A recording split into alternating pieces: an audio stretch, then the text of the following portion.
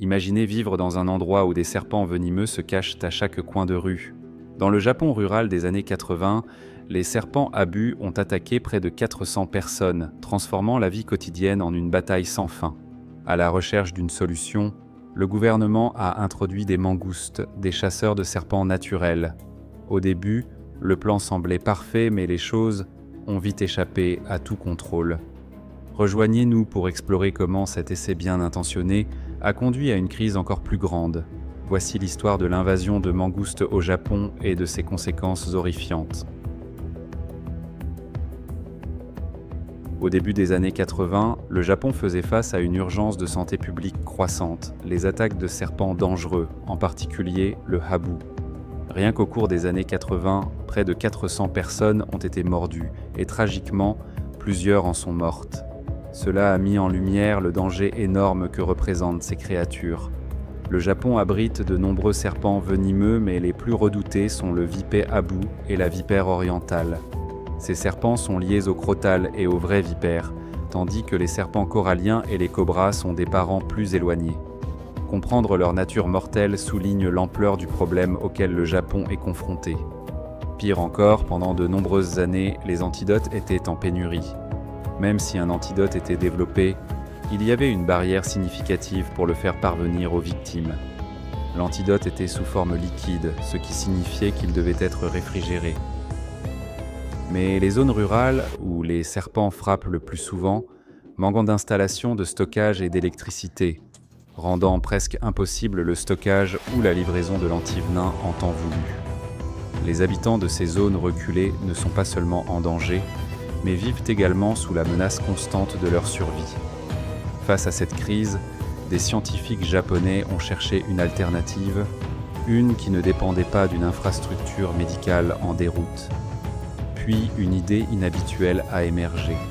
Et si la nature elle-même fournissait la réponse?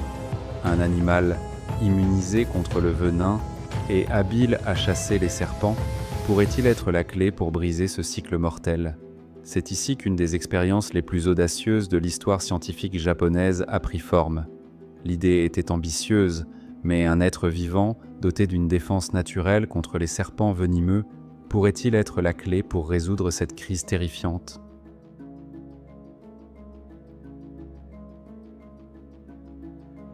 En l'année 1979, un groupe d'environ 30 mangoustes a été introduit sur l'île d'Amami-Oshima au Japon dans le but de contrôler la population de serpents habou.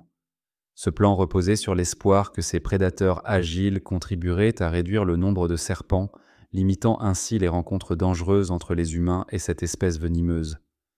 Les mangoustes, originaires de certaines parties de l'Asie comme l'Inde, le Bangladesh et le Népal, sont bien connus pour leur capacité à chasser de petits animaux, y compris des serpents venimeux comme les cobras. Elles possèdent une résistance particulière au venin de serpent grâce à des récepteurs uniques dans leur corps, les rendant immunisés contre les morsures. Agiles, rapides et dotés de dents acérées, les mangoustes semblaient être le candidat parfait pour s'attaquer aux serpents mortels qui se cachent dans l'herbe. À première vue, cette idée semblait raisonnable. Les mangoustes pouvaient être la réponse au problème des serpents au Japon. Elles étaient déjà reconnues pour leurs compétences de survie élevées et leur capacité redoutable de chasse aux serpents. Cependant, la nature est toujours pleine de surprises imprévisibles. Bien que l'expérience semblait initialement se diriger dans la bonne direction, les mangoustes ne se sont pas entièrement adaptés aux défis de leur nouvel environnement. Sans prédateurs naturels ni compétition, elles ont commencé à se reproduire rapidement, créant des conséquences imprévues. Dans les premières étapes, tout se passait bien. Les mangoustes chassaient les serpents, provoquant une diminution de la population de serpents et contribuaient même à contrôler la population de rongeurs. Cependant, un tournant inattendu s'est produit. À mesure que leur nombre augmentait rapidement, elles ne se concentraient plus uniquement sur la chasse aux serpents, mais se tournaient plutôt vers des proies plus faciles. Tragiquement, parmi celles-ci se trouvaient les espèces endémiques de l'île, y compris le lapin d'Amami, un animal rare et en danger qui n'avait aucune défense naturelle contre ce nouveau prédateur. La dure réalité était que, Bien que les mangoustes soient effectivement des ennemis naturels efficaces des serpents, elles sont finalement devenues une menace pour l'équilibre écologique de l'île. Ce qui semblait initialement être une solution astucieuse pour contrôler les serpents venimeux s'est rapidement transformé en une crise écologique, poussant de nombreuses espèces natives au bord de l'extinction. Alors, que s'est-il exactement passé? Comment un plan prometteur a-t-il fini par mener à de telles conséquences inattendues? Avant de continuer, j'ai une petite demande pour ceux qui nous suivent. Si vous trouvez ce contenu intéressant et souhaitez explorer d'autres histoires uniques, veuillez cliquer sur le bouton s'abonner et activer les notifications. Cela aide vraiment la chaîne et nous motive à vous apporter encore plus de contenu de qualité.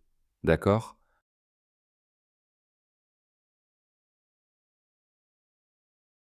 En l'année 1993, la population de mangoustes sur l'île d'Amami-Oshima avait explosé à tel point que le ministère japonais de l'Environnement a émis un avertissement. Ce qui avait commencé comme une introduction à petite échelle pour contrôler les serpents s'était transformé en un cauchemar écologique, avec la population de mangoustes atteignant près de 10 000 d'ici l'année 2000. Mais le problème des serpents était-il résolu? Techniquement, oui, mais pas grâce aux mangoustes. Étonnamment, ces soi-disant chasseurs de serpents montraient peu d'intérêt pour leurs proies venimeuses. En théorie, elles semblaient être la solution parfaite. Agile, rapide et résistante au cobra, un parent proche du serpent abu. De plus, les mangoustes possèdent des récepteurs d'acétylcholine spécialisés qui réduisent leur sensibilité au venin, leur permettant de survivre plus facilement aux morsures que d'autres animaux. En plus de cela, l'évolution les a dotés de réflexes fulgurants et de dents acérées, parfaites pour porter des coups mortels. Cependant, il y avait un défaut majeur dans ce plan. Les mangoustes sont actifs pendant la journée, tandis que les serpents abous sont nocturnes. Cela signifiait que les deux espèces se croisaient rarement, rendant les mangoustes inefficaces en tant que chasseurs de serpents. Et même lorsqu'elles rencontraient un serpent abou, elles n'avaient aucune raison d'attaquer. Pourquoi s'engager dans un combat dangereux avec un serpent venimeux quand il y avait des repas plus faciles disponibles, comme des rats et des lapins? C'était comme choisir entre une chasse difficile et un festin facile, sauf que dans ce cas, le repas difficile pouvait riposter. Au lieu de se concentrer sur les serpents venimeux, les mangoustes ont tourné leur attention vers des espèces plus vulnérables sur l'île. Le lapin d'Amami, une espèce qui avait évolué pendant des milliers d'années sans prédateur naturel, est devenue une cible facile. Déjà menacés et avec seulement une petite population restante, les lapins faisaient face à un danger encore plus grand alors que le nombre de mangoustes explosait. Dans un tournant tragique, les mêmes animaux introduits pour résoudre le problème des serpents sont devenus une menace encore plus grande. Comme l'a dit un écologiste, c'est comme si le remède s'était avéré pire que la maladie. Maintenant, la situation a échappé à tout contrôle. Autrefois considérés comme la solution parfaite, les mangoustes sont devenus une menace invasive, semant le chaos dans l'écosystème fragile de l'île. Une expérience bien intentionnée s'est transformée en un désastre environnemental, déstabilisant tout sur son passage.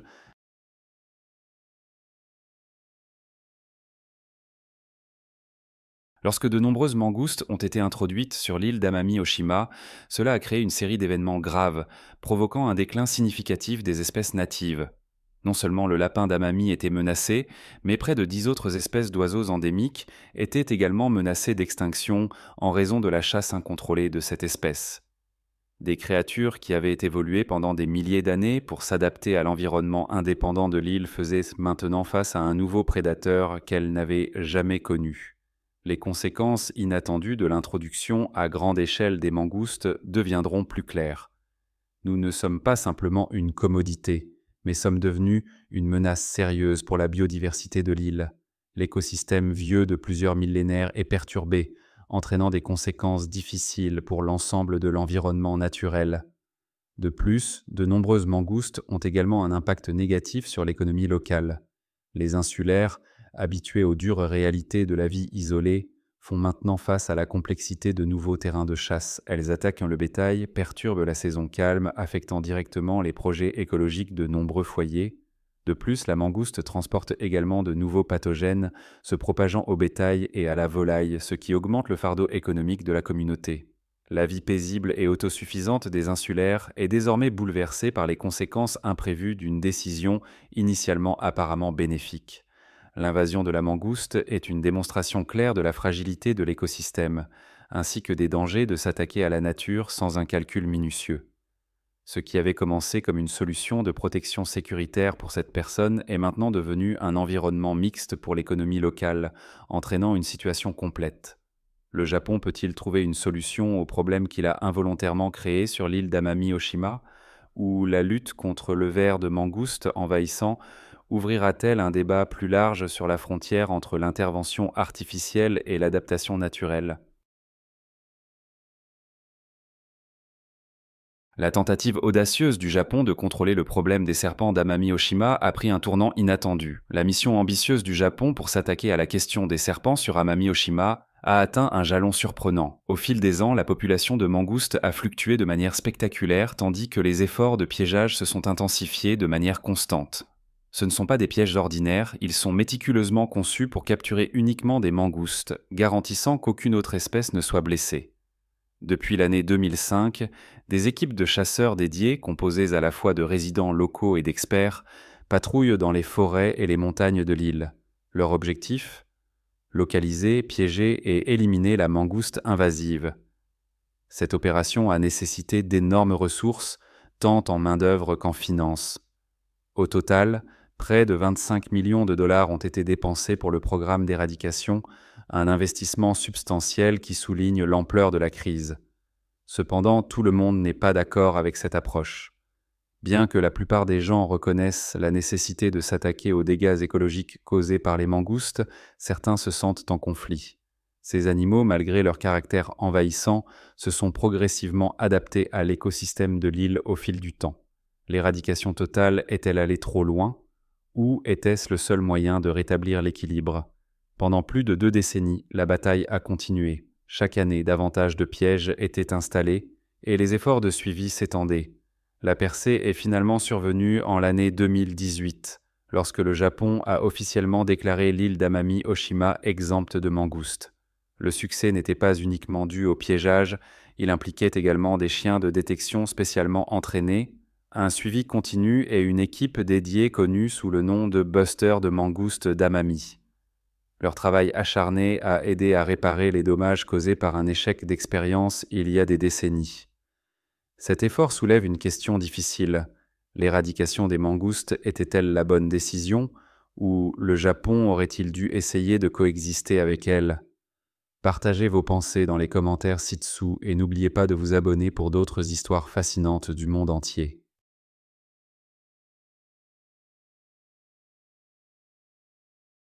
Initialement introduite pour contrôler les populations de serpents, la mangouste a plutôt nui aux espèces endémiques vulnérables de l'île, y compris le lapin d'Amami, qui est désormais en danger.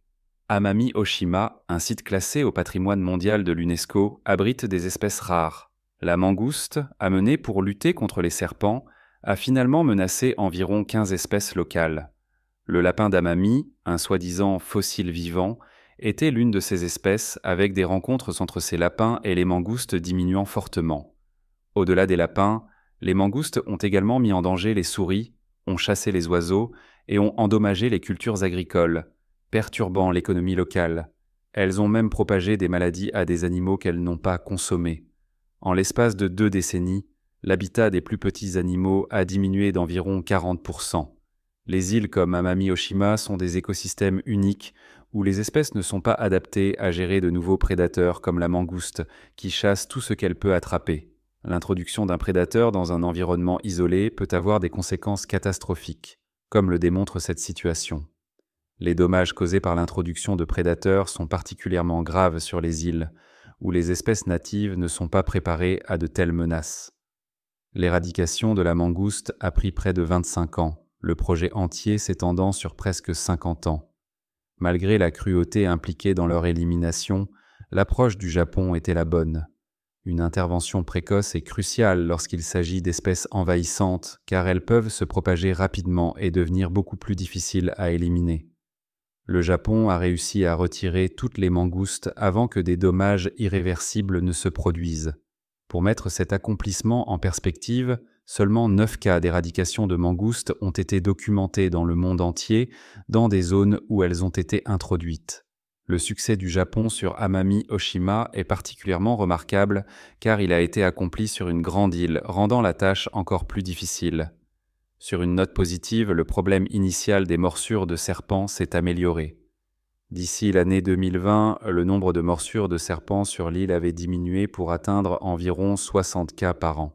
Cependant, cette diminution n'était pas due aux mangoustes, mais plutôt à des mesures proactives et à la disponibilité d'antivenines.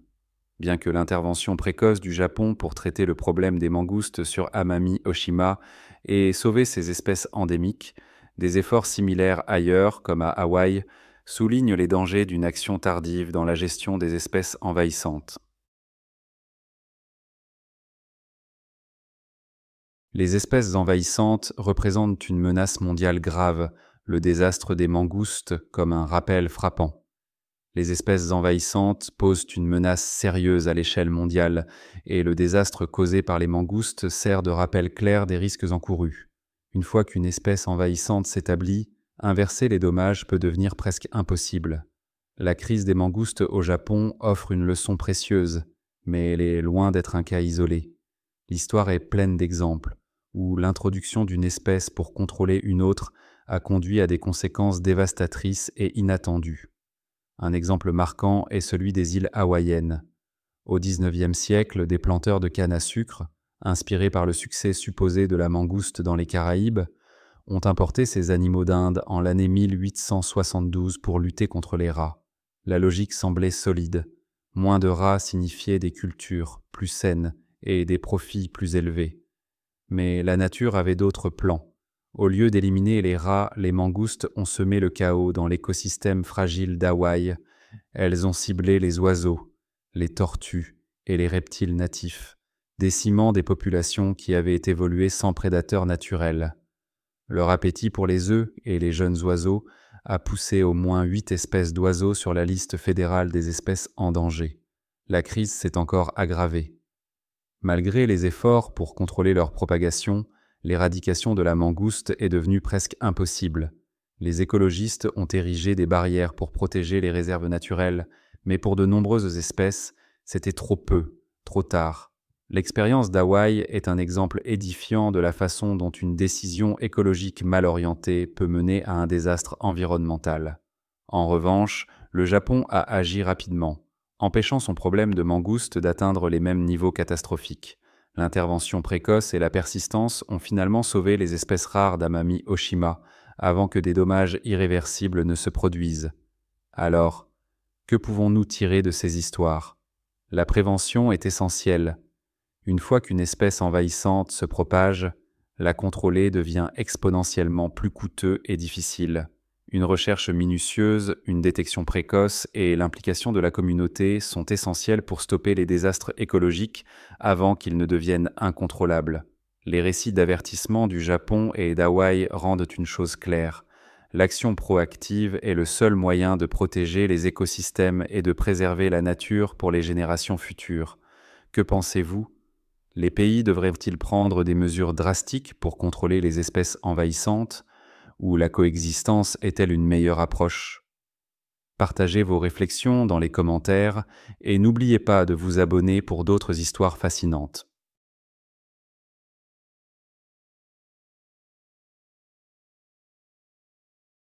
Le succès du Japon dans l'éradication de la mangouste d'Amami Oshima peut sembler être une victoire, mais cela a eu un coût.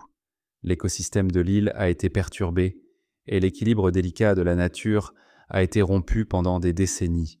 Cependant, la bataille est loin d'être terminée. Sur l'île d'Okinawa, la mangouste erre encore librement, menaçant la faune native tout comme elle l'a fait autrefois à Amami Oshima. Les leçons difficiles tirées de cette lutte écologique doivent guider les efforts futurs si Okinawa doit être sauvée. Cette histoire met en lumière une vérité plus profonde. Introduire une espèce envahissante est toujours un pari. Même avec les meilleures intentions, les conséquences sont rarement prévisibles.